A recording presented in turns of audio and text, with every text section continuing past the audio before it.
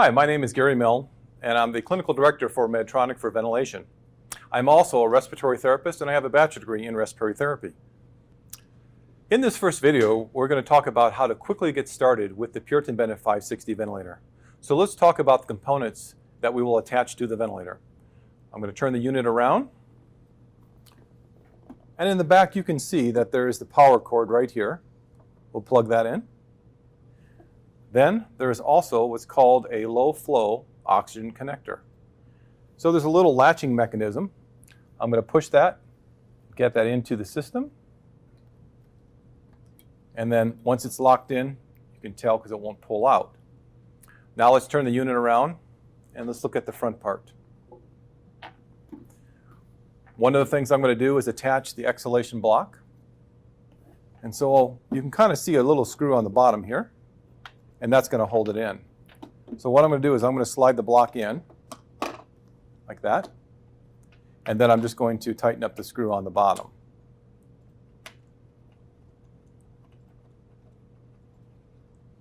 There we go, nice and tight. Then there's the exhalation valve right here, and so we're going to attach the exhalation valve as well. So on the side of the unit, we're just going to put that right in here. Okay. And then there is some diameter indexed places for the connections. So the exhalation valve will attach to the smaller component right there. And then we have also the proximal pressure line, which will also attach right here.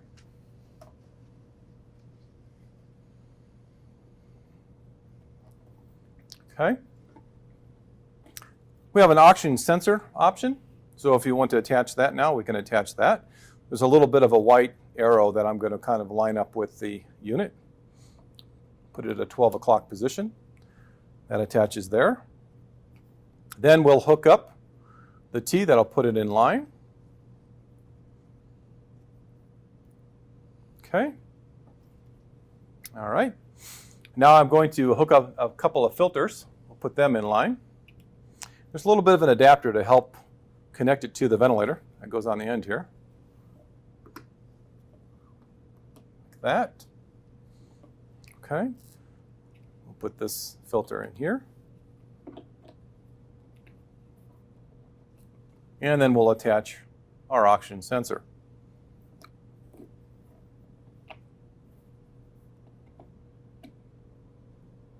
All right. Now the last thing we need to do is just attach our circuitry. So let's take the circuitry. And when we look at the circuitry, there is basically a drainage vial here on the exhalation side. And depending upon your configuration, you may decide to use other drainage jars as well, or collection vials. So on the inspiratory side, if you're using a humidifier, you may want to place one there. So now we'll connect the rest of our circuitry. So we're just going to connect to the exhalation side, and then we'll connect to the inspiratory side.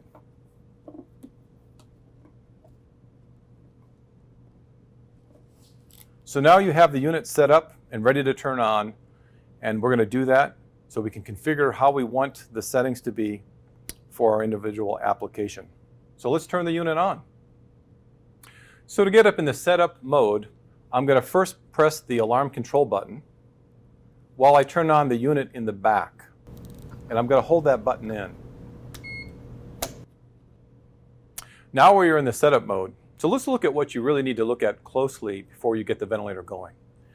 So as we look at this menu, you see that the language is lit up right now. So of course you want to make sure that you're in English, that you set the date appropriately and the time. I'm going to move down to the pressure units. Right now it's in millibars. And the way that this interface works in the navigation of the screen is if I want to enter and change this, I'm going to push this little checkmark button, this enter key. So when I push it, it gives me an option. You can see it's flashing, and I can go minus or plus. I'm just going to go up. And it goes to centimeters of water. And by pressing the checkmark again, it will confirm that setting change.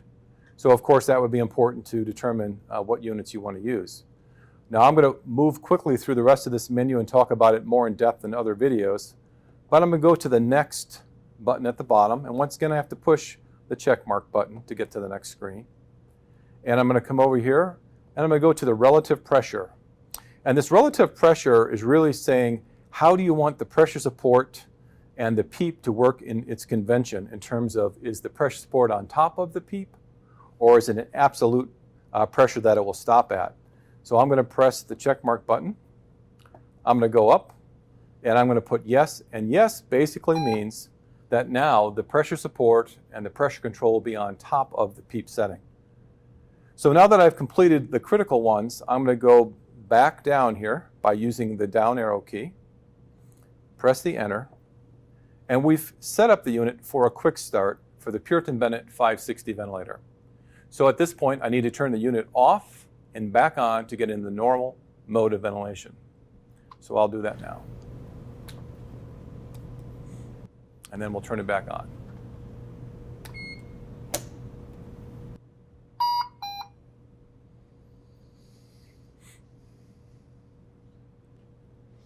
Okay, now that we've turned the unit back on to the normal operating mode, we need to go in and do our calibrations. I'm going to start with the flow sensor calibration first.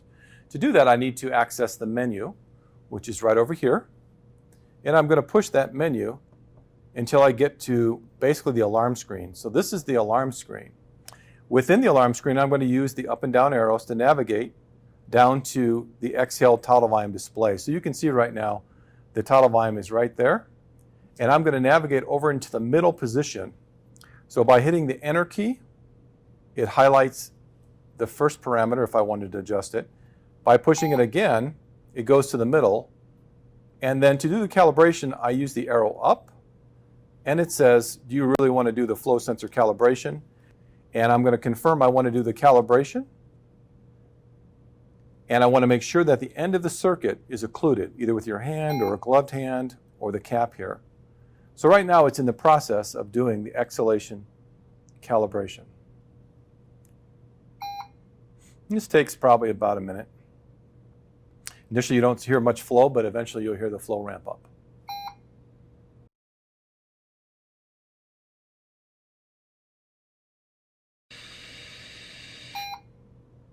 Okay, so it has just passed the flow sensor calibration. Down below, if you did not pass, you would have an alarm here saying you failed the calibration. Please refer to the manual for things that you might want to check if you fail your calibration. So now that we've completed the exhalation flow calibration, we're going to move now down to doing the O2 sensor calibration, which is found under the FiO2 display here. So I'm going to go ahead and navigate down from the total volume with the arrow keys, down to the FiO2, press the enter key twice. It's in the off position. I'll use the arrow up. And I do want to do a calibration. Yes. I will press the check mark to confirm I want to do the calibration. This is a very quick test. Okay, so it's already completed the test. The O2 sensor is now calibrated. We've done both of our calibrations, and now it's time to go ahead and put in those primary settings on your patient. So what we're going to do is we're going to go back to the regular setup screen in terms of initial parameters and mode of ventilation by pushing the menu button. And you can see on the top we are basically in volume-based assist control. If I want to change the mode of ventilation, I simply push the check mark button and then I can scroll through to the different types of modes and approaches to ventilation. Once I actually get to the mode of ventilation that I want, then I will basically confirm that. Let's say I want to go to pressure control, assist control. I'll press confirm. And one other part that I need to do is I need to make sure I've got all the parameters that are important to me. So what is that inspiratory pressure I want to set? What is the PEEP I want to set? Once again, if I want to set a parameter, I'm going to just press the check mark button. I will use the arrows up and down, and I can determine how much PEEP I want to set. I always have to finish by pressing the check mark button. You can use rise time as well. The lower the number, the faster the rise time. So 1 is faster than 2. You can determine the rate. You can determine your inspiratory time. You can determine your trigger sensitivity. And for an adult, usually around 2 or 3 is a good starting point. When you get down to 1 and 0, it's more of a pediatric setting. And then you can also determine if you want to use a volume targeted mode. Right now I have it off. Once you've completed your primary settings, then you'll go down to the area below, which is the preferences. So to get into preferences, I make sure the box is lit up and I press the check mark button. So now you have some other preferences. You can determine the backlight, how bright you want it, and work your way through a number of these different options. So how bright do you want it, the contrast, the alarm volume. If I want to change anything, once again, I just press the enter key and I just adjust the parameter. Okay. I can move my way down. Apnea alarm, I've got it set to on. Disconnect alarm, of course I want that. And if I press the enter key, you can determine how many seconds before you get a disconnect. Once again, I have to press the check mark to enter that value in. Do I want waveform displays, pediatric circuit? If you're using it on a pediatric patient, we are not doing that. There are some reports that are in the manual if you want to look into the manual about that. And when I finish this screen at the very bottom, it will go back, I can go back to the primary settings screen. So I've done my initial settings. I can decide to push the menu button again, and I can go to my alarms. And so in my alarm screen, there are specific alarms for different types of modes of ventilation. In this particular one, there's a tidal volume alarm. And so if I want to set a tidal volume alarm, this is my inspired tidal volume alarm. I make sure the box is in the correct row. I'll press the check mark button. And by using the arrow keys, I can adjust that parameter. Once I'm done, then I will press the enter key, and it comes to the other value, and I can adjust that parameter.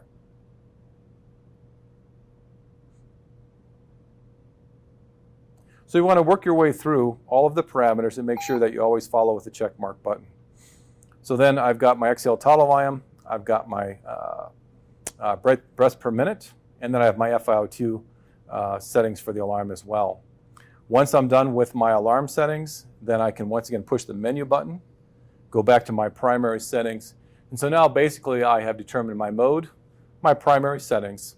I've determined the alarms around that primary setting, and we're really ready to actually start ventilation. And so with this, I'm going to go ahead and start the ventilator.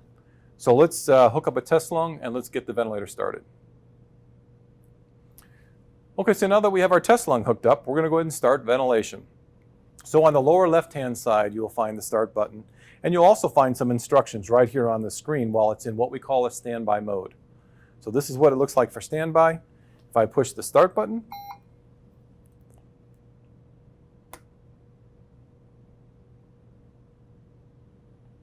then it begins to ventilate. So once we have the unit actually on, we talked about that O2 connector in the back. Then you want to make sure you set your O2 flow. Once again, the highest flow you can set is 15 liters per minute. And if you look in the operator's manual, it's about 50% depending upon the settings and the demand of the patient. But please refer to your manual for additional information. So now that we have the ventilator actually ventilating, we can see patient data information over here on the right-hand side. We see a bar graph that kind of saves the peak pressure and the PEEP. We see our primary settings over here, and we have our preferences tab on the bottom. We also see on the top here relative. That relative basically means that when we think about our pressure and we set a 15 of pressure and we think about a PEEP of 5, that it will rise up to a total of 20. That's what the relative means. We also have an indicator that we are using an exhalation valve because we're using a dual limb circuit here, and it senses that. So now I'm just going to scroll to a couple other menus that you can look at. We've looked at them a little bit already. If I push the menu button once, it goes to the alarm screen, and you want to make sure that your alarms are appropriate. Once again, to adjust your alarms, just move the box to whatever alarm you want to adjust. Press the enter key to get into that particular alarm. Adjust that alarm to wherever you want that to be adjusted to, and you can hold it down and it moves quicker. Once you're done with that one, press the check mark button again, and you can see the patient value right in the middle, and then adjust your other alarm to wherever you want that other alarm adjusted. And I'll just leave it there for now. And then once again, I can move the arrow down to move down to the respiratory rate, enter in by pressing the check mark button and saying what type of high respiratory rate do I want, finishing that with the check mark button. Then moving down to the FiO2, and we've got basically the alarms already set down there. So I'm good with my alarms for right now. And I'm going to move to the last menu screen, and that menu screen is basically the waveforms. So now you have the waveforms here. You can see the mode of ventilation up on the top. You can see that we have the pressure and the flow waveform. And what happens is it looks at 3 breaths, and after 3 breaths it will rescale automatically. And you can see patient data information around the screen as well. So there are really 3 screens that you can look at. This is the waveform screen, primary settings screen, where you change modes and other settings, and your alarm screen. So that concludes the short, quick setup of the Puritan Bennett 560 ventilator.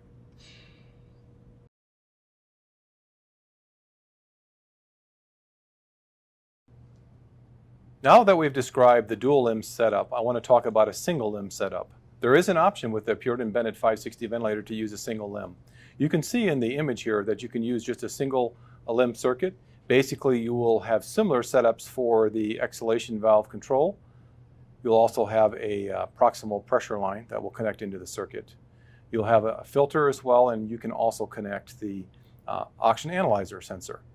As for the exhalation side, you're just going to go ahead and cap that. We recommend that you cap the exhalation side. So there are some circuitry pieces in here that are not included, as you'll see up in the text up on the top right-hand side here. So you decide if you want to have drainage files, things like that included in your circuit. But once again, very simple setup in terms of using a single limb. And then once again, you're not coming back to the exhalation side here and using a dual limb. What you lose is one thing is the exhaled volume.